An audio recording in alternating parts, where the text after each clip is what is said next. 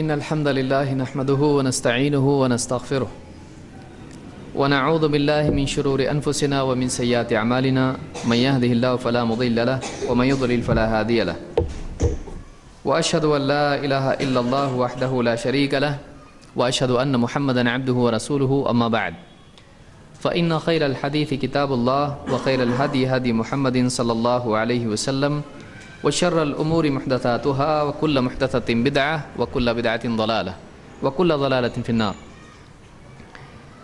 قال الله تبارك وتعالى يا أيها الذين آمنوا أطيعوا الله وأطيعوا الرسول وأولي الأمر منكم فإن تنازعتم في شيء فردوه إلى الله والرسول إن كنتم تؤمنون بالله واليوم الآخر ذلك خير وأحسن تأويلا. آج سے ہم ایک نیا موضوع اپنے کورس میں شروع کر رہے ہیں. جن لوگوں کو یاد ہے انہیں یاد ہوگا کہ اس کورس کے 2 عنوان ہیں اور ویسے نوٹس مجھے کہیں بھی دکھائی نہیں دے رہے ہیں. بہرحال تو یہ ہمارا جو کورس جاری ہے اس کورس میں 2 عنوان تھے اور ہیں. ایک عنوان تھا اختلاف امت اور اس کے اسباب اور اس کا حل، اور دوسرا عنوان اس کا حصہ جو آج سے ہم شروع کر رہے ہیں وہ ہے اہل علم کے درمیان علمی اختلاف کے اسباب. پچھلے درس میں ہم نے اختلاف کی برائی اور نقصانات، دینی نقصانات، دنیاوی نقصانات، انفرادی و اجتماعی سماجی ہر اعتبار سے جو نقصانات اختلاف کے ہوتے ہیں، پچھلے درس میں ان اختلافات کے بارے میں ہم نے یہ ساری چیزیں دیکھی. اب اس کے نتیجے میں ایک آدمی کے ذہن میں ایک سوال ابھرتا ہے کہ جب اختلاف برا ہے اور نہیں کرنا چاہیے تو پھر جو لوگ علم رکھتے ہیں یہ بات سب سے زیادہ ان کو معلوم ہونا چاہیے، اور جتنے بڑے عالم ہیں ان کو اس سے زیادہ سمجھنا چاہیے کہ اختلاف بری بات ہے، اختلاف نہیں کرنا چاہیے. لیکن جب ہم علماء کو دیکھتے ہیں اور ان علماء کو جو گمراہ بھی نہیں ہیں، جو ہدایت یافتہ خیر والے اہل حق علماء ہیں، جیسے 4 امام یا ان کے علاوہ دوسرے بڑے علماء، اگر ان کے فتاوی کو، ان کی تحقیقات کو، ان کی کتابوں کو، ان کے اقوال کو اگر ہم دیکھتے ہیں تو طہارت سے لے کے جنازے تک کئی مسائل ایسے دکھائی دیتے ہیں جن میں ہم کو اختلاف دکھائی دیتا ہے. وضو کے لیے نیت لازم یہیں سے شروع ہو جاتا ہے. وضو کے لیے نیت لازم ہے یا نہیں؟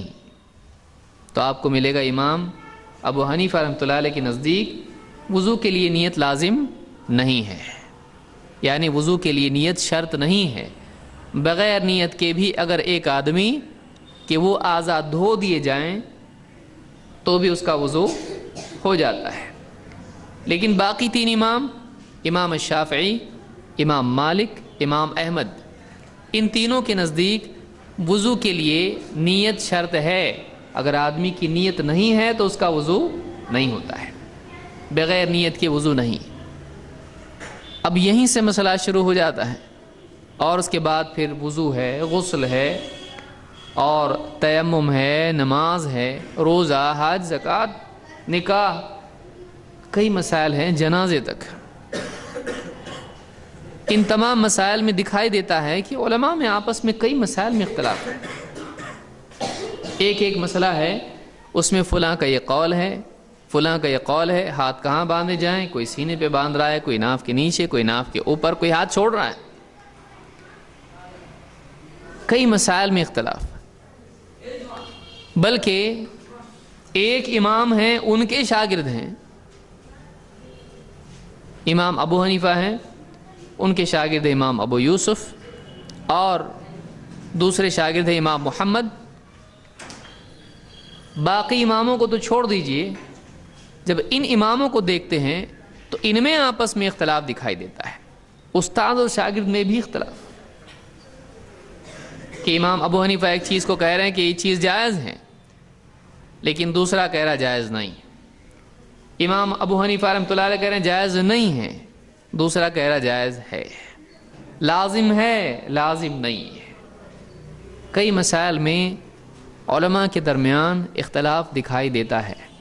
جو آدمی تحقیق کے میدان میں اترتا ہے اور براہ راست اہل علم کے اقوال دیکھتا ہے، اس کو ایک بہت بڑا اختلاف مسائل میں دکھائی دیتا ہے، اور ایسے وقت میں لازمی نتیجہ یہ ہے کہ اس کے ذہن میں ان علماء کے لیے بدگمانی پیدا ہوتی ہے، اور بعض اوقات بدگمانی بدزبانی تک لے جاتی ہے۔ پہلے دل میں ان کے لیے خرابی آتی، کیا کر کے رکھ دی دین کا، پھر فرسٹریشن بڑھتا ہے، اور غبارہ جب لمٹ ختم ہو جاتی ہے تو کیا ہوتا ہے، پھر آپ غبارہ ہے بلون پھونکو، اس میں آپ پھونکو، ایک لمٹ ہے اس کی، جب اس کی لمٹ ختم ہو جاتی ہے تو کیا ہو جاتا ہے، وہ پھٹ سے پھٹ جاتا ہے ایک دم۔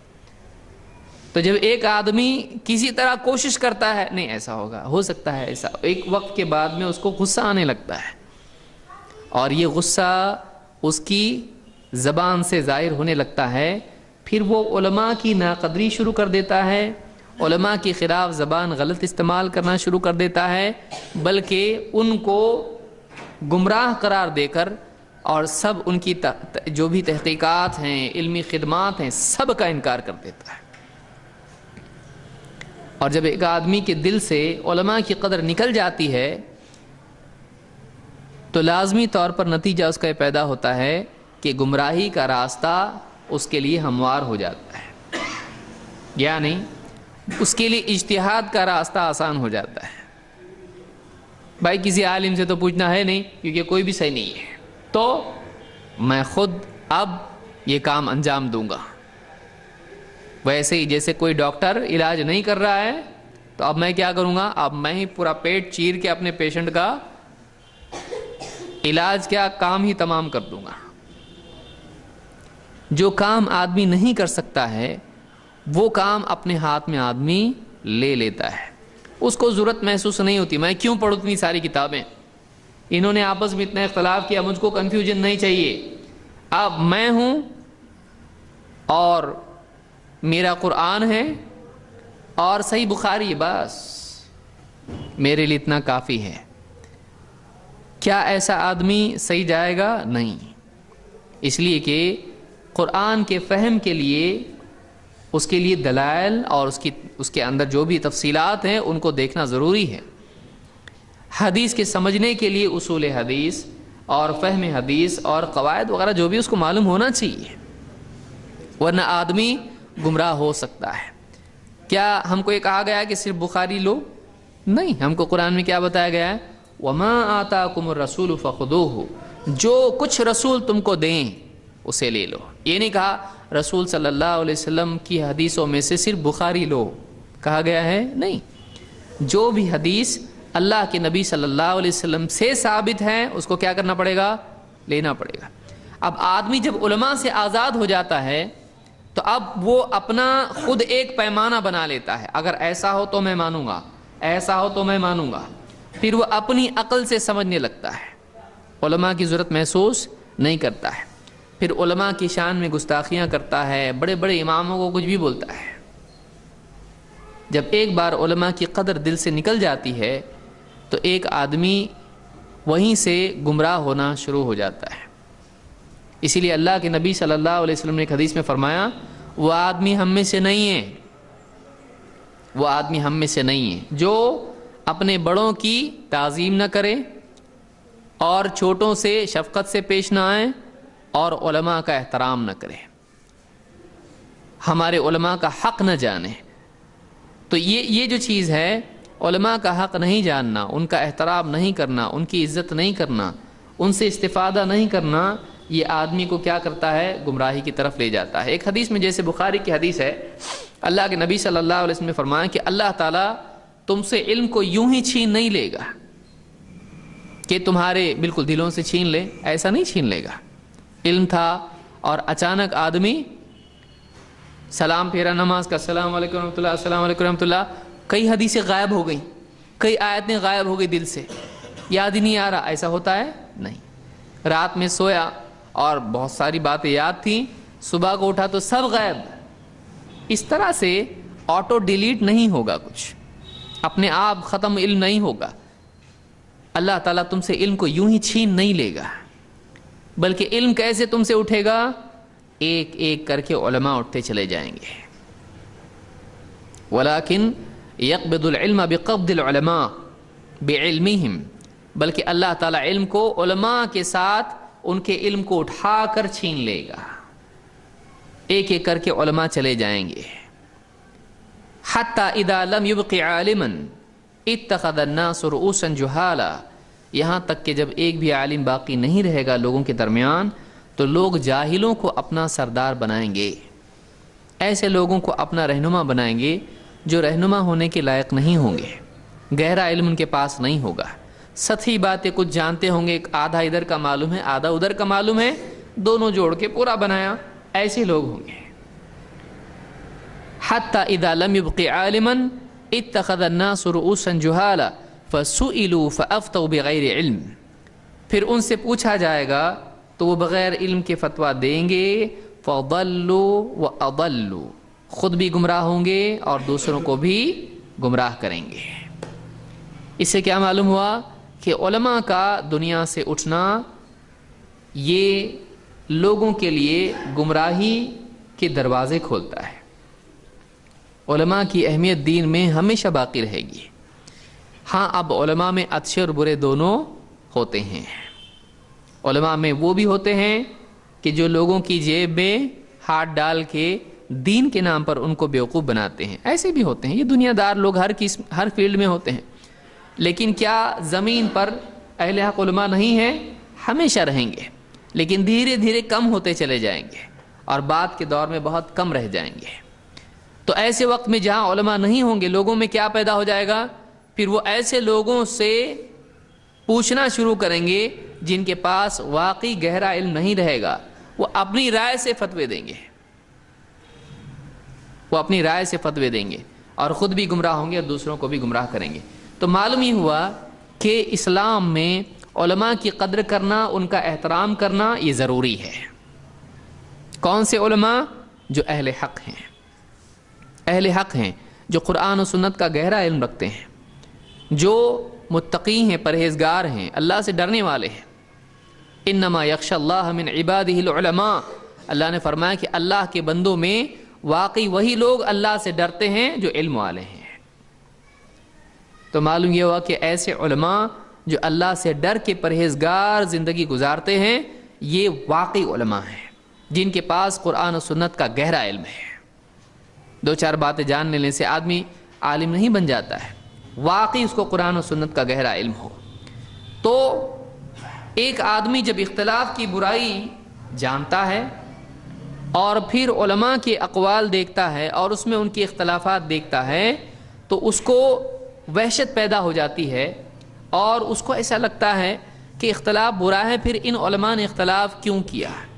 وہ جواب تلاش کرنے کی کوشش کرتا ہے اور اگر جواب نہ ملے اور اس کی سمجھ میں بات نہ آئے تو بعض اوقات اپنی طرف سے ان کے بارے میں کچھ بھی بولنا شروع کرتا ہے. دو قسم کے لوگ ہوتے ہیں. ایک وہ لوگ ہیں جو بالکل اس اختلاف کو سامنے رکھنے کے بعد اس کا فیصلہ کرنے کی بجائے سب اپنی جگہ صحیح ہیں اور امت کا اختلاف رحمت ہے، اس ایکسٹریم پہ چلے جاتے ہیں کہ یہ بھی صحیح وہ بھی صحیح وہ بھی صحیح، یہ بولتے ہیں حلال وہ بھی صحیح، یہ بولتے ہیں حرام وہ بھی صحیح، ایسا کیسا بولے یہ بھی صحیح وہ بھی صحیح. ایک تو وہ لوگ ہیں جن کے نزدیک سب صحیح ہیں. دوسرے وہ لوگ ہیں کہ جن کے نزدیک علماء کا کوئی مقام ہی نہیں ہوتا ہے. پھر وہ علماء سے ناراض ہو جاتے ہیں، ان اماموں سے، 4 اماموں سے یا اس طرح کے جو علماء گزرے ہیں ان سے ناراض ہو جاتے ہیں کہ کیوں انہوں نے اختلاف کیا، انہوں نے اسلام کو ٹکڑوں میں بانٹ دیا، انہوں نے اسلام کو 4 حصے کر دیا. 4 اماموں نے یہ نہیں کیا ہے، ان کے بعد والوں نے یہ کیا ہے. لیکن آدمی کیا کرتا ہے بعض اوقات جس کی غلطی نہیں ہے اس کے سر دوسروں کی غلطی ڈال دیتا ہے. جس کی غلطی نہیں ہے. ویسے ہی جیسے عیسیٰ علیہ السلام نے کہا میں اللہ کا بیٹا ہوں، انہوں نے تو پہلا جملہ کیا کہا تھا؟ ماں کی گود میں سورہ مریم میں اللہ نے ذکر کیا ہے، قال انی عبد اللہ، میں اللہ کا بندہ ہوں. لیکن لوگوں نے ان کو کیا بنا دیا؟ بیٹا. اب کوئی آدمی عیسائیوں کے عقیدے کو دیکھ کر عیسیٰ علیہ السلام پر طعن کرنے لگے، کیا سکھا کے گئے لوگوں کو، تو یہ کیا ہوگا؟ یہ بہت بڑا جرم ہوگا، یہ کفر ہوگا کہ ایک آدمی عیسیٰ علیہ السلام کو برا کہے. تو یہ ان کا معاملہ نہیں ہے، انہوں نے نہیں سکھایا. انہوں نے بہت ساری چیزیں ان کو یہ جو آج کر رہے ہیں وہ نہیں سکھائیں. اکثر ایسا ہوتا ہے کہ رہنما نہیں سکھاتا ہے، لوگ اپنے طور پر کچھ بھی ایجاد کر لیتے ہیں اور اس کی نسبت انبیاء سے، علماء سے، اماموں سے، اولیاء سے جوڑ دیتے ہیں. لوگ اپنی خرافات کو چلانے کے لیے بڑے نام استعمال کرتے ہیں تاکہ وہ چیز چلے. یہ ہمیشہ سے گمراہ لوگوں کا طریقہ رہا ہے. اب ایک آدمی دیکھتا ہے کہ اتنے سارے امام تھے، انہوں نے اختلاف کیا، ان سے ناراض ہو جاتا ہے. کیا اس میں اماموں کی غلطی ہے؟ کیا اس اختلاف جو علمی اختلاف ہے اس کے سلسلے میں ان کا کوئی جرم ہے؟ بلکہ ذہن میں بات آتی ہے بعض اوقات بعض لوگوں کے کہ یہ لوگ قرآن و حدیث کی مخالفت کیسے کرتے تھے؟ دیکھو ان کا یہ فتویٰ ہے، حدیث سے ٹکراتا ہے، ان کا یہ فتویٰ ہے، آیت سے ٹکراتا ہے. اب کیا یہ قرآن و حدیث کے، قرآن و سنت کے مخالف تھے؟ کئی سوالات ذہن میں پیدا ہوتے ہیں، ان کا جواب آدمی نہیں پاتا ہے اور اپنی طرف سے کسی بھی نتیجے پر پہنچ جاتا ہے. واقعی کیا وجہ ہے اس اختلاف کی؟ علمی اختلاف کی وجہ کیا ہے؟ اور یہاں پر میں اہل علم سے مراد وہ اہل علم مراد لیتا ہوں جو اہل حق ہیں. باقی جو ایک دوسرے کے خلاف مار پیٹ میں لگے ہوئے ہیں، جو اس کا قمیض کھینچ کے پھاڑ رہا ہے، وہ اس کی ٹوپی کھینچ رہا ہے، وہ الگ ہے، وہ جھگڑے ہیں، وہ اختلاف نہیں ہے. اس کو ہم چھوڑ دیں، وہ کہہ رہا فاتحہ اور وہ کہہ رہا کنڈے اور یہ مار پیٹ کر رہے ہیں سب ایک دوسرے کے خلاف، اس کو چھوڑ دیجئے. یہ میں اس اختلاف کے بارے میں بات کر رہا ہوں کہ جب آدمی علمی کتب کا مطالعہ کرتا ہے تو بڑے بڑے علماء جو اہل حق ہیں ان کے فتووں میں، ان کی تحقیق میں اختلاف دکھائی دیتا ہے. اس کے کیا اسباب ہیں؟ کیوں ایسا ہوا؟ اور کیا وہ اس میں مجرم ہیں؟ کیا ان کے پاس کوئی ایکسکیوز، کیا ان کے پاس کوئی عذر تھا؟ ان کے بارے میں ہمارا موقف کیا ہونا چاہیے؟ ہم ان کے بارے میں کیا سمجھیں؟ وہ اچھے تھے، برے تھے، اختلاف کیے، جھگڑے کیے، کیا کیے انہوں نے؟ جان بوجھ کے انہوں نے ایسا کیے؟ اسلام کے دشمن تھے وہ؟ یہودیوں کے نعوذ باللہ ایجنٹ تھے وہ؟ کیا تھے؟ کس کے بھی ذہن میں کچھ بھی آ سکتا ہے. ایک بہت بڑا طبقہ جو انکار حدیث کی طرف چلا گیا، اس نے ائمہ جو حدیث کے امام تھے ان پر بھی تہمتیں لگائیں، انہوں نے حدیثیں گھڑ لیں، اور جو فقہ کے امام گزرے ہیں ان کے اوپر بھی تہمتیں لگائی کہ انہوں نے اسلام کو ٹکڑے ٹکڑے کر دیا. تو کیا واقعی یہ صحیح ہے؟ ہمارے نزدیک یہ صحیح نہیں ہے. اس کا کیا جواب ہے؟ کیا توجیہ؟ ایسا کیوں ہوا؟ کیوں اتنے اختلافات علمی اعتبار سے ہوئے؟ جب قرآن و حدیث ایک ہی ہے تو پھر نتیجہ الگ الگ کیوں؟ 2+2 4 ہوتا ہے تو پھر الگ الگ سکول سے الگ الگ آواز کیوں آ رہی ہے؟ الگ الگ لوگ الگ الگ کیوں بتا رہے ہیں؟ کیا یہ معاملہ اتنا آسان ہے کہ 2 اور 2 4 ہوتے ہیں اور 10 اور 10 20 ہوتے ہیں؟ یا اس کے اندر انسان سے سوچ کا فرق اور غلطی کا امکان ہے؟ کیوں اختلاف علماء میں ہوا؟ اس کے کیا اسباب ہیں؟ آئیے ہم اس کورس میں، اس حصے میں، یہ جو دوسرا درس ہمارا شروع ہو رہا ہے، اس میں ہم اس کا جواب تلاش کرنے کی کوشش کرتے ہیں. بنیادی طور پر اللہ رب العالمین نے ہم پر علماء کی اطاعت فرض نہیں کی ہے کہ فلاں عالم کی تم مانو، یہی تمہارے لیے رہنما ہے، اسی کی بات تم کو ماننی پڑے گی. اللہ نے کسی ایک شخص کی بات کو لازم نہیں کیا ہے. ہاں، اللہ تعالیٰ نے اپنی بات اور رسول کی بات کو بلا دلیل کے مطالبے کے لازم کیا ہے.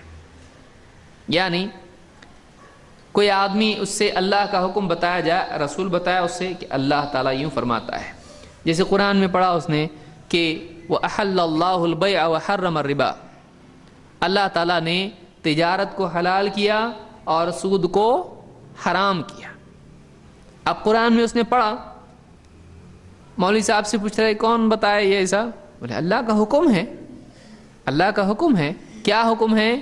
کہ سود حرام ہے اور تجارت حلال ہے۔ تو اللہ تعالیٰ نے جو کہا یہ کس دلیل کی بنیاد پہ کہا؟ کوئی پوچھ سکتا ہے ایسا؟ نہیں، کہ کہے کہ مولوی صاحب آپ دلیل دیتے ہو، اللہ نے بھی تو دینا چاہیے۔ اللہ کو دلیل دینے کی ضرورت ہے؟ اللہ کی بات خود دلیل ہے، وہ فیصلہ ہے جس کو کسی دلیل کی ضرورت نہیں کہ میں یہ حکم دے رہا ہوں اس کی یہ دلیل ہے۔ اللہ کو دلیل دینے کی ضرورت ہے؟ نہیں، اللہ تعالیٰ کا حکم خود ایک دلیل ہے۔ جب اللہ نے کہا کہ حلال کیا تو حلال، حرام کیا تو حرام۔ اللہ کو اختیار ہے کہ جس چیز کو چاہے حلال کرے، جس چیز کو چاہے حرام کرے، کیونکہ اللہ آیت دیکھی کیا ہے، وَأَحَلَّ اللَّهُ الْبَيْعَ وَحَرَّمَ الرِّبَا، اللہ تعالیٰ نے حلال کر دیا تجارت کو اور اللہ تعالیٰ نے حرام کر دیا ربا کو، یعنی سود کو۔ تو کس نے حلال کیا اور کس نے حرام کیا؟ اللہ نے۔ اس کو اختیار ہے، وہ رب ہے، وہ مالک ہے، وہ بندوں کو جو چاہے حکم دے۔ دوسرا نمبر کس کا ہے؟ رسول اللہ صلی اللہ علیہ وسلم۔ اگر اللہ کے رسول صلی اللہ علیہ وسلم کسی کو حکم دے دیں ایسا کرو، تو کیا آدمی پوچھ سکتا ہے اس کی دلیل کیا ہے؟ آپ جو بول رہے اس کی ہم کو دلیل دو، نہیں تو ہم نہیں مانیں گے۔ کیا ایسا کر سکتا ہے؟ نہیں۔ کیوں؟ اس لیے کہ رسول بھی خود دلیل ہے۔ لیکن کیا یہاں پر ایسا ہے کہ رسول اپنے طور پر حلال و حرام کر سکتے ہیں؟ نہیں، رسول کی بات خود کیوں دلیل ہے؟ اس لیے کہ اللہ تعالیٰ نے فرمایا وَمَا يَنطِقُ عَنِ الْهَوَىٰ إِنْ هُوَ إِلَّا وَحْيٌ يُوحَىٰ، سورہ نجم کی آیت ہے۔ اللہ نے فرمایا یہ جو ہمارے رسول ہیں یہ اپنی خواہش کی بنیاد پر کچھ نہیں کہتے ہیں، بلکہ یہ ایک وحی ہوتی ہے جو اللہ کی طرف سے ان کے پاس بھیجی جاتی ہے۔ یا دوسری جگہ پر اللہ تعالیٰ نے فرمایا کہ مَن يُطِعِ الرَّسُولَ فَقَدْ أَطَاعَ اللَّهَ، جس نے رسول کی فرما برداری اختیار کی اس نے دراصل اللہ کا حکم مانا۔ جس نے رسول کی مانی اس نے اللہ کی بات مانی۔ کیوں؟ کیونکہ رسول اپنی طرف سے بولتے ہیں نہیں، رسول جو بولتے ہیں وہ کس کی طرف سے ہوتا ہے؟ اللہ کی طرف سے ہوتا ہے۔ تو دو باتیں معلوم ہوئی، ایک حکم ہے اللہ کا اور ایک حکم ہے اللہ کے رسول صلی اللہ علیہ وسلم کا۔ اللہ کو دلیل دینے کی ضرورت ہے اور رسول کو نہیں۔ اللہ اور اس کا رسول دونوں میں نسبت کیا ہے؟ دونوں کے حکم میں نسبت کیا ہے؟ کیا کنیکشن ہے؟ اللہ کا حکم خود دلیل ہے اور رسول کا حکم خود دلیل ہے کہ نہیں؟ کہ بول کہ ہاں بولنا کہ نہ بولنا؟ رسول کا حکم خود دلیل ہے۔ کیسے دلیل ہے؟ ہاں، اللہ کے حکم سے ہی بولتے ہیں۔ تو رسول کا جو حکم ہوتا ہے وہ رسول کا اپنا حکم ہوتا ہے یا اللہ کا حکم ہوتا ہے؟ کیا رسول کو یہ بولنے کی ضرورت ہے کہ یہ اللہ کا حکم ہے؟ ضرورت ہے کہ نہیں ہے؟ نہیں ہے۔ دلیل کیا ہے اس کی کہ رسول کو بولنے کی ضرورت نہیں ہے؟ کیا فرمایا؟ وَمَا يَنطِقُ عَنِ الْهَوَىٰ إِنْ هُوَ إِلَّا وَحْيٌ يُوحَىٰ۔ ایسا کیا تو سب پبلک جاگ جاتی ہے، ارے اپنا نمبر بھی آ سکتا ہے ابھی۔ رسول اپنی خواہش سے کچھ نہیں کہتے بلکہ یہ تو ایک وحی ہوتی ہے جو ان کے پاس بھیجی جاتی ہے۔ یعنی رسول صلی اللہ علیہ وسلم کا جو کلام ہوتا ہے وہ اللہ کی طرف سے آئے ہوئے علم کی روشنی میں ہوتا ہے۔ دو باتیں یاد رکھیں یہاں پر۔ یہ مطلب نہیں یہاں پر کہ رسول کی زبان سے نکلنے والا ہر جملہ اللہ کی طرف سے ہوتا ہے۔ کیا مطلب ہے اس کا؟ کہ نہیں، ہاں کہ نہیں، ہاں بھی نہیں بھی، اس میں دو قول ہیں۔ ہاں ایسا ہے نہیں. کیا رسول کی زبان سے نکلنے والا ہر جملہ اللہ کی طرف سے وحی ہوتا ہے یا نہیں؟ نہیں. ہاں کیسا نہیں؟ کیونکہ وہ ایک بار جب رسول صلی اللہ علیہ وسلم نے کھجور کے بارے میں بتایا تو وہ نہیں ہوئی پیداوار کھجور کی، تو اس وجہ سے اللہ کے نبی بالکل صحیح. دیکھیے اللہ کے نبی، اس سے اور ایک آسان مثال میں دیتا ہوں اور وہ بھی سمجھاتا ہوں انشاءاللہ. اللہ کے رسول صلی اللہ علیہ وسلم اپنے گھر میں آتے تھے اور پوچھتے تھے گھر میں کھانے کے لیے کچھ ہے؟ اگر ہوتا تو آپ کھا لیتے، اگر نہیں ہوتا تو کیا کہتے؟ فإنی صائم، میں روزے دار ہوں. تو گھر میں کھانے کے لیے کچھ ہے، یہ کیا اللہ کی طرف سے نازل ہوا تھا؟ نہیں. آپ صلی اللہ علیہ وسلم کا جو کلام تھا اس میں ہر جملہ اللہ کی طرف سے نہیں تھا. لیکن پھر یہ جو اس آیت کا کیا کریں گے آپ؟ وَمَا يَنْتِقُ عَنِ الْهَوَىٰ إِنْ هُوَ إِلَّا وَحْيٌ يُوحَىٰ. یہ رسول اپنی خواہش سے کچھ نہیں کہتے ہیں، بلکہ یہ ایک وحی ہوتی ہے جو ان کے پاس اللہ کی طرف سے بھیجی جاتی ہے. تو کیا اس آیت سے یہ ثابت نہیں ہو رہا ہے کہ رسول کا ہر جملہ اللہ کی طرف سے ہے؟ ہو رہا نا کہ نہیں؟ نہیں بھی ہاں بھی. دین کی بات، صرف دین کی بات اس میں آیت میں ہے ایسا؟ یعنی ہر جملہ وحی ہے. تو یعنی وحی کی بات صرف دین کی بات ہوتی ہے،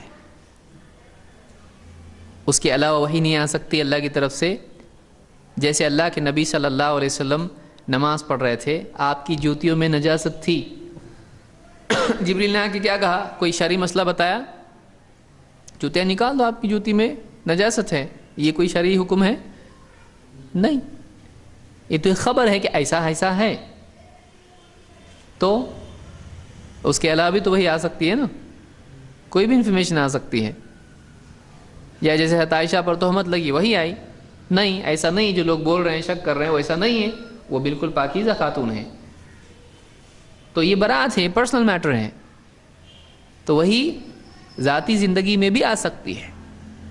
جیسے آپ صلی اللہ علیہ وسلم کے گھر میں جبریل نہیں آئے، پھر آ کے بتایا کہ آپ کیوں نہیں آئے؟ کہا کہ آپ کے گھر میں شریر کے نیچے ایک چھوٹا کتے کا بچہ تھا، اس لیے ہم نہیں آئے. ایسے گھر میں ہم نہیں آتے جس میں کتا ہو. پھر آپ نے دیکھ کے جھانک کے اچھا کتا، پھر نکالے اس کو آپ نے وہاں سے. تو اس انفارمیشن کے لیے بھی آتے ہیں، کسی بھی وجہ سے آ سکتے ہیں. یا جیسے طائف میں آپ تھے، جبریل آئے، فرشتہ لے کے آئے. کون سا فرشتہ تھا وہ؟ ملک الجبال. جبال یعنی پہاڑ، پہاڑوں کا فرشتہ. اس نے کیا انفارمیشن دیا؟ میں پہاڑ کا فرشتہ ہوں اور مجھ کو حکم ہے اللہ کی طرف سے، آپ اگر حکم دیں تو ان کو میں کیا کر دیتا ہوں؟ پیس کے رکھ دیتا ہوں. پیس کے رکھ دینا ان کو کوئی شرعی حکم ہے؟ نہیں. تو یہ ایسا بھی تو ہو سکتا ہے نا. تو اب اس آیت کا کیا کریں گے آپ لوگ؟ وَمَا يَنْتِقُ عَنِ الْهَوَىٰ إِنْ هُوَ إِلَّا وَحْيٌ يُوحَىٰ.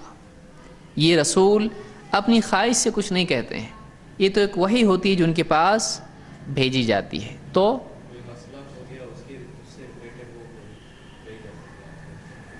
ٹھیک ہے. تو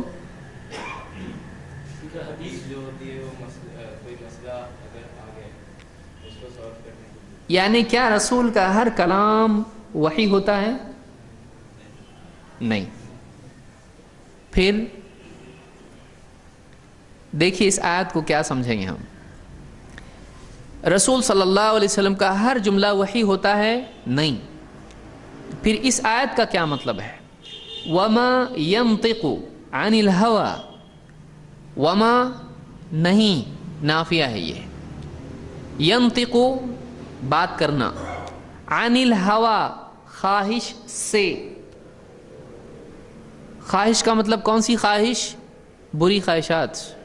اپنی عقل سے کچھ بھی کرنا اور اپنے دل سے کچھ بھی غلط چیز چاہنے کے طور پر کوئی چیز کرنا، اس کو ہوا کہتے ہیں. رائے بھی اس میں آتا ہے جو بے بنیاد رائے ہو شریعت سے ہٹ کے، اور خواہش جو شریعت میں ممنوع چیز ہے اس کے لیے بھی ہوا آتا ہے لفظ. تو یہ رسول اپنی خواہش کی بنیاد پر نہیں بولتے ہیں، بلکہ یہ جو کچھ کہتے ہیں وہ کس بنیاد پر ہوتا ہے؟ وحی کی بنیاد پر.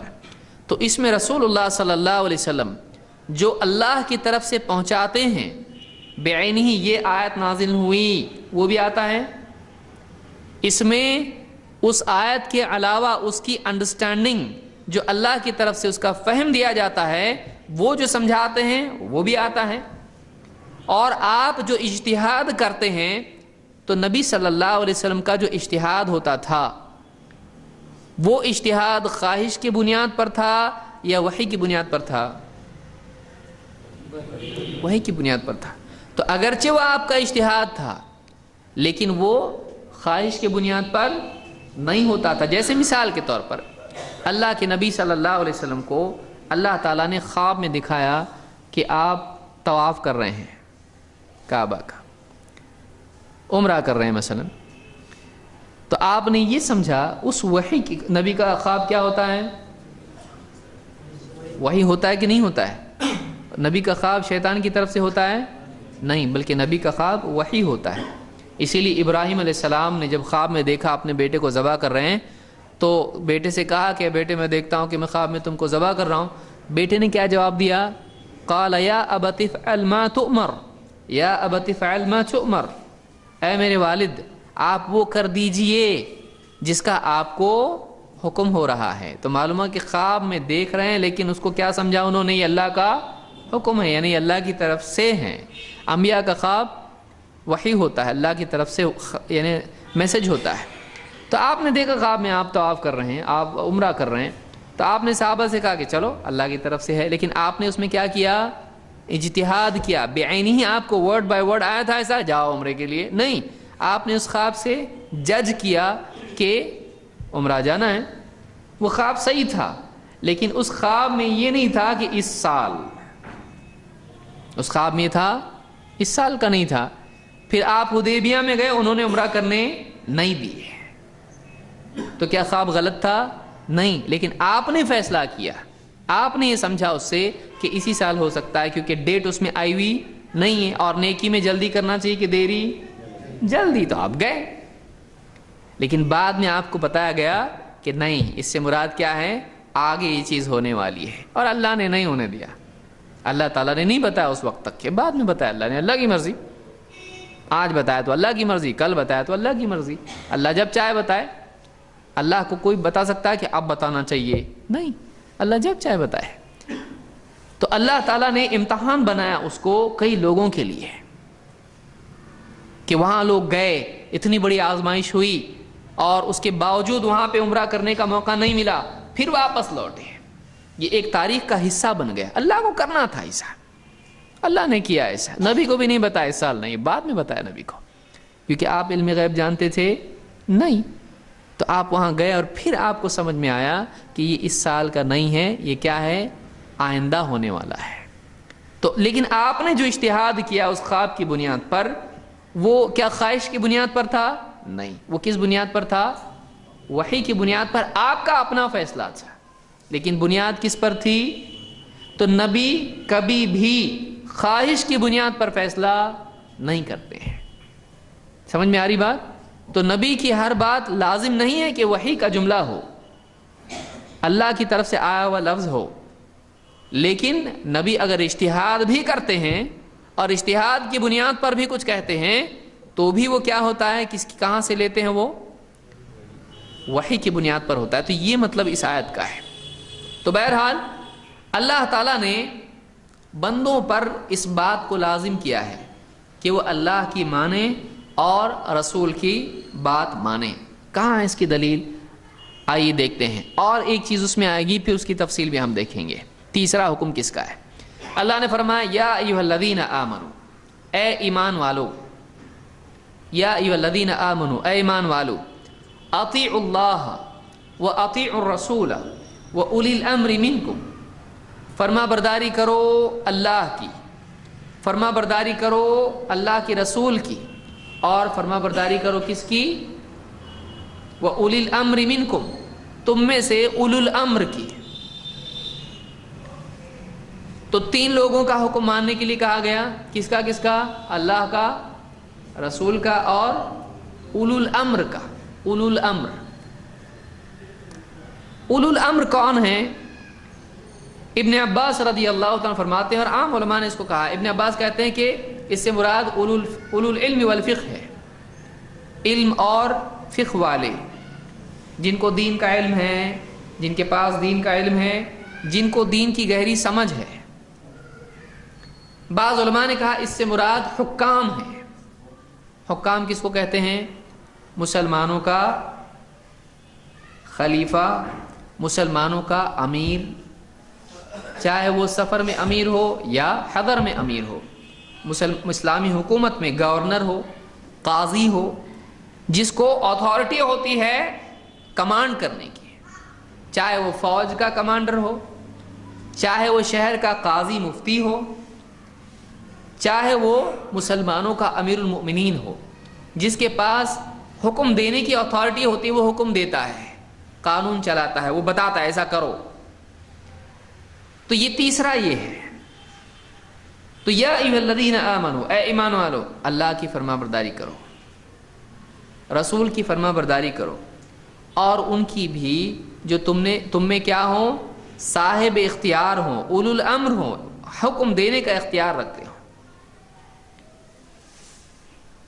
اس آیت سے یہ بات معلوم ہوتی ہے کہ دو لوگ ہیں جن کو اللہ اور اس کے رسول کے بعد حکم دینے کا اختیار ہے۔ اب یہاں پر سوال پیدا ہوتا ہے کہ دو ہیں یا ایک ہے؟ کیا اس سے مراد علماء ہیں یا اس سے مراد حکام ہیں؟ پہلے ہم حکام کو لیتے ہیں۔ اللہ کے نبی صلی اللہ علیہ وسلم نے بتلایا کہ تمہارے لیے فرما برداری لازم ہے، علیکم بالسمع والطاعہ، وَإِنْ أُمِّرَ عَلَيْكُمْ عَبْدًا حَبْشِيًّا، تمہارے لیے سننا اور فرما برداری کرنا لازم ہے، چاہے تمہارے اوپر ایک حبشی غلام کو امیر کیوں نہ بنا دیا جائے۔ تو اس سے معلوم ہوا کہ اگر مسلمانوں پر کسی حبشی غلام کو امیر بنایا جائے تو اس کی بات ماننا کیا ہے؟ لازم ہے، ماننا پڑے گا۔ اگر امیر مسلمانوں کا حکم دے کہ سب جمع ہو جاؤ تو ان کے لیے اس حکم کو ماننا لازم ہے کہ نہیں؟ لازم ہے۔ تو مسلمانوں کا جو امیر ہوتا ہے وہ جو حکم دیتا ہے اس حکم کو ماننا کیا ہوتا ہے؟ لازم ہوتا ہے۔ کیا اس میں علماء آتے ہیں؟ اہل علم نے اس میں کہا کہ اس میں علماء آتے ہیں، اس لیے کہ مسلمانوں کا جو امیر ہے جب وہ حکم دے رہا ہے، فیصلہ کر رہا ہے، تو یا تو خود وہ عالم ہوگا، اور اگر وہ عالم نہیں ہے تو کچھ بھی شریعت کا نفاذ اسلامی حکومت میں کرنا ہے، کیا کچھ بھی دل سے قانون بنا سکتا ہو؟ نہیں۔ وہ شریعت کا نفاذ کرے گا تو قرآن و سنت کی روشنی میں کرے گا یا اپنے دل سے کچھ بھی کرے گا؟ آج سے تمہارے لیے شراب پینا حلال کر سکتا ہو؟ نہیں۔ وہ اپنی طرف سے کوئی بھی چیز حلال و حرام نہیں کر سکتا ہے۔ کس بنیاد پر کرنا پڑے گا اس کو؟ حکم دینے کی بنیاد کیا ہے اسلام میں؟ اسلامی قانون کی بنیاد کیا ہے؟ قرآن اور سنت۔ تو اب اگر ایک مسلمانوں کا حاکم بن جاتا ہے اور اس کے پاس مان لیجئے قرآن و سنت کا گہرا علم نہیں ہے، تو کیا وہ اپنے طور پر کچھ بھی بول سکتا ہے؟ اس کو کیا کرنا پڑے گا؟ علماء کی رہبری لینی پڑے گی۔ تو معلوم ہے کہ یا تو خود اس کو عالم ہونا چاہیے حاکم کو، اور اگر نہیں ہے تب بھی اس کو کس کی رہبری لینا پڑے گی؟ علماء کی۔ تو علماء ایسے یا ویسے آتے ہی ہیں اس میں، چاہے آپ حاکم کہیں چاہے آپ عالم کہیں، کیونکہ شریعت کے نفاذ کے لیے علم ضروری ہے، اور لہٰذا اس کے لیے کون ضروری ہیں؟ علماء۔ تو اس اعتبار سے ابن عباس کا آپ قول دیکھیں گے تو بالکل اپنی جگہ صحیح دکھائی دیتا ہے۔ یہ گہرائی تھی ان کے علم کی، اس لیے کہا کہ انہوں نے علم اور فقہ والے، گہرا علم رکھنے والے، دین کی گہری سمجھ رکھنے والے، یہ لوگ مراد ہیں یہاں پر، کیونکہ عالم کو بھی ان کی ضرورت پڑے گی۔ تو اینڈ میں عالم انہی سے پوچھ کے فیصلہ، حاکم جو ہوتا ہے حاکم کو علماء ہی کی ضرورت پڑے گی، وہ فیصلہ دے گا تو علماء سے پوچھ کے ہی فیصلہ دے گا۔ تو علماء کو یہاں سے ہٹایا نہیں جا سکتا ہے۔ لیکن اب آپ سوچ رہے ہوں گے پھر اس سے تو تقلید لازم ہو رہی، پھر یہ جو لوگ کہتے ہیں کہ آپ کو کسی نہ کسی امام کی بات ماننی پڑے گی، تو صرف اللہ اور اس کا رسول تو نہیں ہے، یا تو پھر تیسرا بھی تو آ گیا نا، تو پھر اللہ کی بھی مانو، رسول کی بھی مانو، اور چاروں امام میں سے ایک کی بھی مانو. صحیح ہے کہ غلط ہے؟ یہ غلط ہے. کیسا غلط ہے یہ؟ چاروں کی مان. اب آپ اس میں دیکھیے کہ ایسا کہنا، اب بہت سارے لوگ آپ کو یہی دلیل دیں گے، بولیں گے دیکھو قرآن میں اللہ نے کیا فرمایا، یا ایھا الذین آمنوا اطیعوا اللہ واطیعوا الرسول واولی الامر منکم، اے ایمان والو فرما برداری کرو اللہ کی، فرما برداری کرو رسول کی، اور ان کی بھی جو تم میں سے معاملے کا اختیار رکھتے ہیں. تم کیوں کہتے ہو صرف اللہ رسول کی مانتے ہم لوگ؟ قرآن کی آیت میں تیسرا بھی ہے، تم کیوں نہیں مانتے ان کی؟ کیا جواب دیں گے آپ؟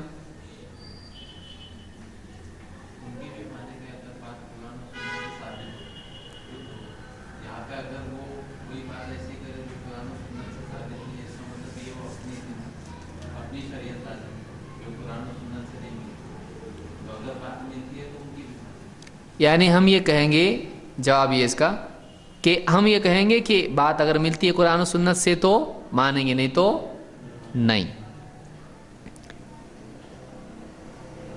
تو یہاں پر قرینہ کیا ہے اس بات کے بولنے کا کہ ان کی بات نہیں بھی مان سکتے ہیں؟ اگر کوئی یہ کہے ان کی بات نہیں بھی مان سکتے ہیں تو یہ کس بنیاد پر؟ اللہ نے تو کہا مانو، نہیں مانو کدھر کہا اللہ نے؟ اگر کوئی مسئلہ، اگر کوئی بات مسئلہ کا قرآن میچ نہیں کر رہا، دوسرے سے میچ نہیں کر رہا، اور وہ بول رہے مانو، پھر ہم اس طرح سے نہیں مان سکتے. دلیل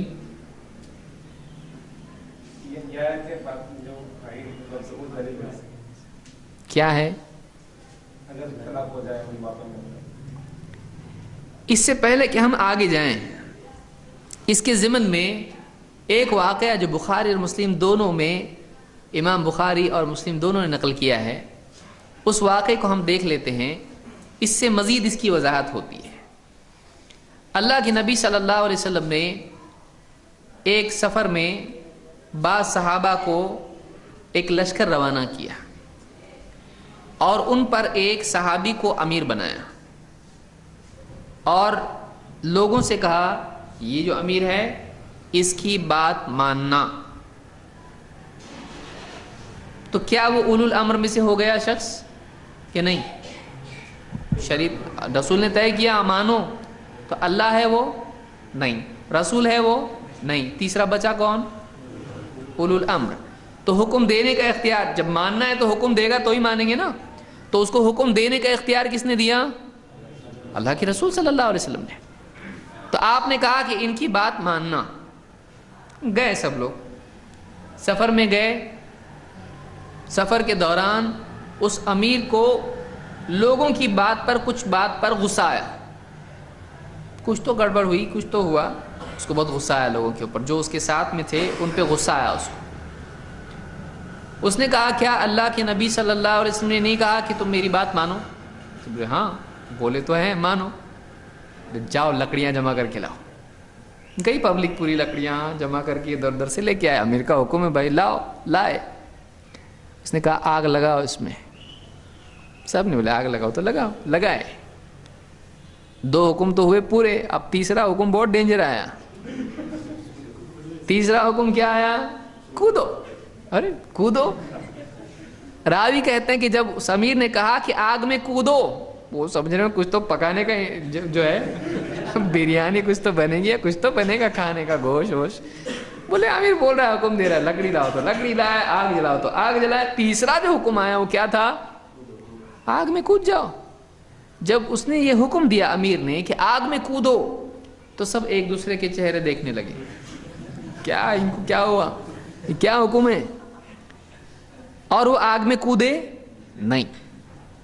ان میں سے کچھ نے کہا نہیں، ہم اسلام میں آئے آگ سے بچنے کے لیے آئے. اگر ہم اسلام نہیں لاتے تو کہاں جاتے؟ جہنم میں. تو آگ سے بچنے کے لیے، آگ سے ہم بھاگ کے اسلام میں آئے، پھر آگ میں کیسا چلے جائیں؟ ہم نہیں جاتے ہم آگ میں. انہوں نے ماننے سے انکار کیا.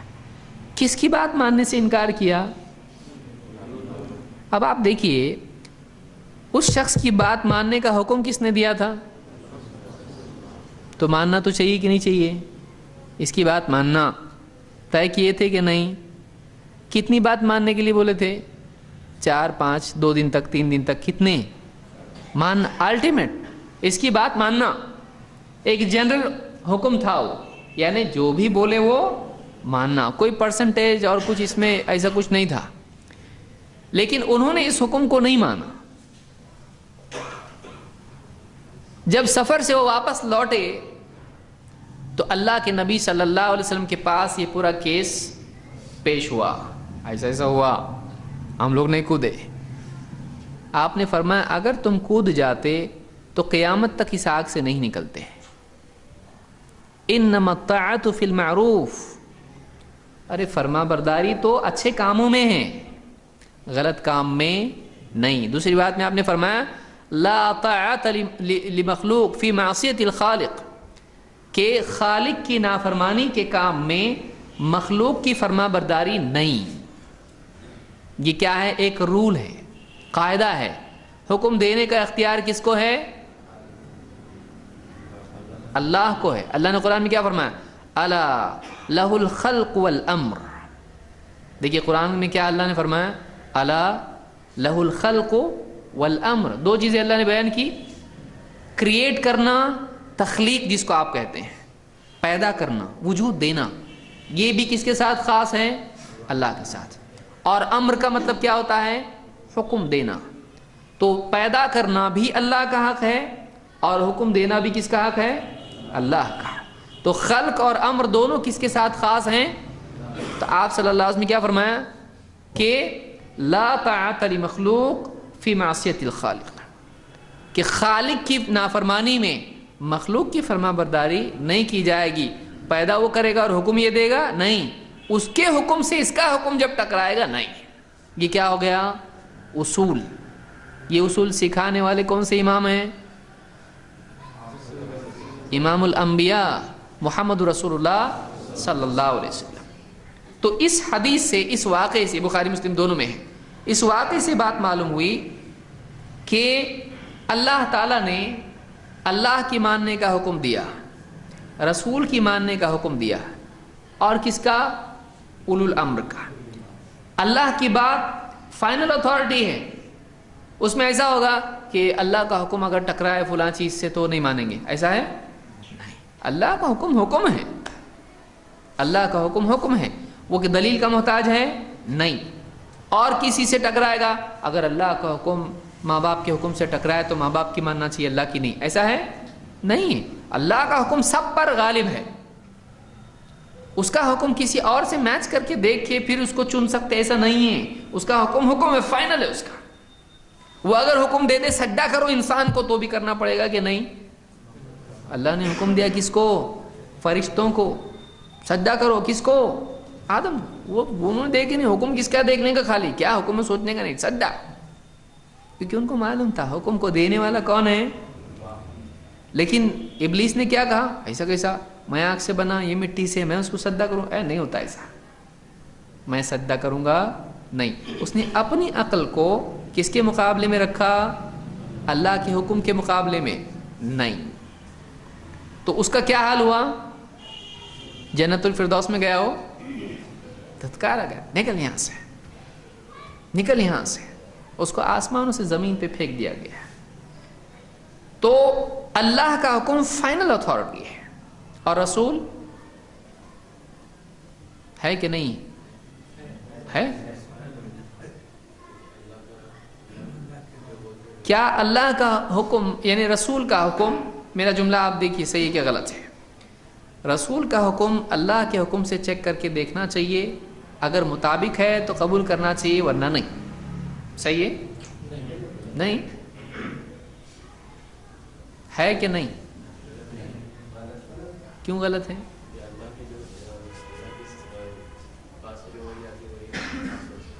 کیا کبھی ایسا ہوگا کہ اللہ کے رسول صلی اللہ علیہ وسلم اللہ کے حکم کی خلاف حکم دیں گے؟ نہیں. ایسا ہو سکتا ہے؟ کبھی نہیں ہو سکتا ہے. کوئی رسول اللہ کی نافرمانی کبھی نہیں کرتے ہیں، اللہ کے حکم میں، تبلیغ میں خیانت کبھی نہیں کرتے ہیں. کہ رسول کا حکم ہمیشہ اللہ کے حکم کے مطابق ہوتا ہے. تو اللہ کے رسول صلی اللہ علیہ وسلم کا حکم بھی پھر کیا ہو گیا؟ اتھارٹی ہو گیا، کیونکہ بیسیکلی وہ کہاں سے آیا ہے حکم، اور وہ کبھی کانٹریڈکٹ ہوگا. اس اعتبار سے یہ اصول غلط ہے کہ ہم دیکھیں گے حدیث قرآن سے اگر میچ ہوتی تو مانیں گے، نہیں تو نہیں مانیں گے. یہ اصول صحیح ہے؟ نہیں، یہ اصول خود غلط ہے. کیوں؟ اس لیے کہ رسول کی بات کبھی اللہ کی بات سے ٹکرائے گی نہیں. اللہ کے نبی صلی اللہ علیہ وسلم کی بات کبھی اللہ سے ٹکراتی نہیں ہے. تو دو چیزیں کنفرم ہو گئی. اب تیسرا بچا کون؟ ان کے بارے میں کیا یہ بھی فائنل اتھارٹی ہے؟ نہیں. کیوں نہیں ہے؟ اس کی دلیل ہم نے اس سے پہلے دیکھی کہ جس کو رسول نے طے کیا حکم دینے کے لیے اولو الامر میں سے، لوگوں نے اس کی بات نہیں مانے. آپ نے کہا اب تم نے نہیں مانے، گئے تم اب جہنم میں گئے، تم کام سے گئے. اب کہا آپ صلی اللہ علیہ وسلم نے نہیں. تم نے کیوں نہیں مانا اس کی بات کو جب میں نے کہا تھا کہ اس کی ماننا چاہیے؟ کہا آپ نے ایسا نہیں. آپ نے کہا اگر مانتے اس کی اور کود جاتے آگ میں تو ہمیشہ اس آگ میں رہتے، قیامت تک رہتے. معلوم یہ کہ نہیں مان کے اچھا کیے کہ برا کیے؟ اچھا کیے. تو ان کا نہ ماننا کس بنیاد پر تھا؟ کہ یہ حکم اسلام میں نہیں ہے. اسلام آگ میں کودنا سکھاتا ہے؟ نہیں. آگ میں کودنا کیا ہے؟ خودکشی. وَلَا تَقْتُلُوا أَنفُسَكُمْ، اپنے آپ کو قتل مت کرو. تو ہم اپنے آپ کو کیسے قتل کریں؟ ہم اپنے آپ کو قتل کر سکتے ہیں؟ نہیں. تو یہ جو حکم ہے کچھ تو گڑبڑ دکھ رہا ہے اس میں، نہیں مانتے ہم اس کو. انہوں نے نہیں مانے اور ان کا نہیں ماننا صحیح تھا. تو معلوم ہی ہوا کہ اولو الامر کا ہر امر صحیح ہوتا ہے نہیں. یہ کس نے طے کیا ہے یہ اصول؟ اور اولو الامر جتنے بھی ہیں وہ کیا ہیں؟ خالق ہیں کہ مخلوق ہیں؟ مخلوق. ان کے حکم کو کس سے میچ کر کے دیکھنا پڑے گا؟ خالق سے. اگر میچ ہوتا ہے تو گڈ، اور اگر نہیں ہوتا ہے تو مانیں گے اس کو نہیں. تو جتنے علماء اور جتنے امام ہیں وہ خالق ہیں کہ مخلوق ہیں؟ اگر ان کو اولو الامر میں شمار کیا جائے تب بھی کیا ان کی ہر بات لازم ہے ماننا؟ نہیں. کوئی آدمی وہ کبھی ایسا بولیں گے کیا قرآن و حدیث کے خلاف؟ وہ کون تھے جو اللہ کے نبی صلی اللہ علیہ وسلم کے زمانے میں تھے؟ ایسی طے کر دیے تھے کہ ان کو اللہ کے نبی نے کچھ تو دیکھا نا ان میں، تبھی طے کیے کہ ایسے آدمی کو طے کر دیا جو وہ حکم دینے کے لائق نہیں تھا. کس کو طے کیا آپ؟ اللہ کے نبی. اب دیکھیے ایک طرف وہ عالم ہے جو امام ہے مسلمانوں کا، بڑا عالم ہے، اس کو کیا رسول صلی اللہ علیہ وسلم نے طے کیا ہے؟ ان کی ماننا، امام ابو حنیفہ کی ماننا، امام شافعی کی ماننا، امام احمد کی، امام مالک کی. رسول صلی اللہ علیہ وسلم نے طے کیا ان کو. بعض لوگ بیچارے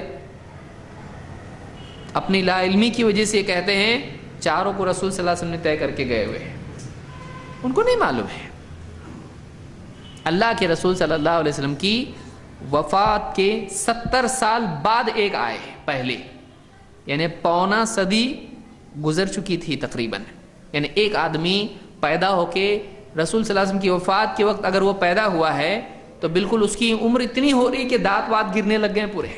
75 سال کا ہو گیا وہ، 70 سال کا ہو گیا وہ، تب جا کے ایک امام پیدا ہو رہا ہے. اتنی زیادہ ڈسٹنس ہے اس کے اندر. تو وہ زمانے میں تھے نبی صلی اللہ علیہ وسلم کے؟ نہیں. کیا آپ نے ان کو طے کیا؟ نہیں. جس کو طے کیا اس کی بھی بات نہیں مانے تو بھی چلتا ہے کہ نہیں صحیح؟ تو جس کو طے نہیں کیا اس کی بات ماننا لازم ہے نہیں. انہوں نے کس بنیاد پر نہیں مانے ان کی بات؟ بنیادی اصول دین کا جو ہے اس سے ٹکرا رہی. تو ان کی بات اگر ایسے اصول سے ٹکرائے تو ماننا لازم ہے نہیں. اور اگر مانتا ہے تو اچھا ہے کہ برا ہے؟ کیونکہ اس زمانے میں صحابی بڑے کہ امام بڑے؟ صحابی کا حکم بھی ایسا ہو سکتا ہے کہ جو ٹکرائے، ہو سکتا ہے کہ نہیں ہو سکتا ہے؟ نہیں معلوم ان کو. تو انہوں نے حکم دے دیا ایسا. وہ صحابی ہیں، نبی نے طے کیا ہے ایسا آدمی ہو، لیکن ان کا بھی حکم ایسا ہو سکتا ہے جو نہیں ماننا چاہیے. تو پھر ان کا حکم ایسا ہو سکتا ہے کہ نہیں ہو سکتا ہے؟ ہو سکتا ہے. سمجھ میں آ رہی بات؟ آپ کو یہ سمجھانے آنا چاہیے. تو یہاں پر اللہ نے کیا فرمایا؟ اے ایمان والو، اللہ کی فرما برداری کرو، اس کے رسول کی فرما برداری کرو، اور تم میں سے اولو الامر کی فرما برداری کرو. تو یہ آج کے لیے میں سمجھتا ہوں کافی ہے. اس کو انشاءاللہ ہم بچا ہوا حصہ اگلے ہفتے کریں گے. جن کے پاس نوٹس ہیں وہ باقی وقت میں گھر پہ رکھیں، درس میں اس کو اگر لاتے ہیں تو بہت اچھا ہوگا. آپ کو اس پہ نوٹس لکھنے کے لیے ابھی دیکھیے کتنی ساری چیزیں آپ اس میں نوٹ کر سکتے تھے، تو آپ اس کو لے کر آئیں.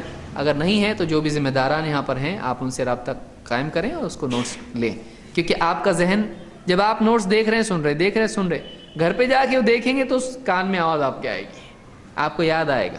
وہ میموری کی ہوتی ہے. جب آدمی کے پاس کچھ ہوتا ہے تو آدمی کے لیے وہ چابی کی طرح ہوتا ہے. جب آپ وہ دیکھیں گے آپ کو پورا درس یاد آئے گا. آپ دیکھیے ہوتا کہ نہیں ہوتا ایسا. بچپن کی اپنے بچوں کی کتاب جو آپ نے پڑھی ہے بچپن میں، ابھی تو سلیبس بدل گئے ہیں، اس زمانے کی کتاب اگر آپ اٹھا کے دیکھیں گے تو آپ کو پورا اس زمانے کا سب یاد آئے گا. تو میموریز چیزوں کے ساتھ جڑی ہوئی ہوتی ہے، لہٰذا آپ کے نوٹس آپ کے لیے بہت مفید ہو سکتے ہیں اگر آپ اس کو لاتے ہیں. تو نہیں لاتے، پڑھنے نہیں آتا، یہ کوئی بات نہیں ہے، درس میں آؤ. لیکن بولے نوٹس نہیں اب نہیں جاتا، میں پکڑ کے سزا دیں گے. آئیے آپ درس میں، چاہے آپ کے پاس نوٹس ہو یا نہیں ہو، لیکن ہو تو بہت اچھا ہے. اللہ تعالیٰ ہم سب کو دین کا علم حاصل کرنے کی توفیق عطا فرمائے.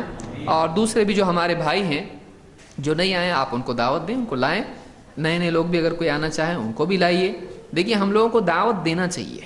ہفتے بھر ہم کو وقت ملتا ہے، جمعرات کا دن ہے، آپ لوگ درگاہ پہ جاتے ہیں، ہم دین کی مجلس میں ان کو لے کر آئیں. آپ ان کو کہیے کہ دیکھو وہاں دین کی بات ہوگی، قرآن و سنت کی بات ہوگی، چل میرے ساتھ چل، جاتے جاتے ہم چائے بھی پئیں گے. لے کے آؤ آپ اس کو. ہفتہ بھر آپ ایک آدمی کو نہیں لا سکتے، ایک آدمی بھی ہم نہیں، مطلب مارکیٹنگ نہیں کر سکتے ہم لوگ. دنیا میں ہم مٹی بیچنے نکلے تو دیکھیے کیسا بیچتے ہم لوگ. لیکن ایک آدمی ہم ہفتے بھر میں تیار کریں، لیکن 10 آدمی مل کے ایک ہی کو تیار نہیں کریں ہماری طرف سے ہی، ایسا نہیں. ایک آدمی اپنا ایک آدمی لے کے آئے.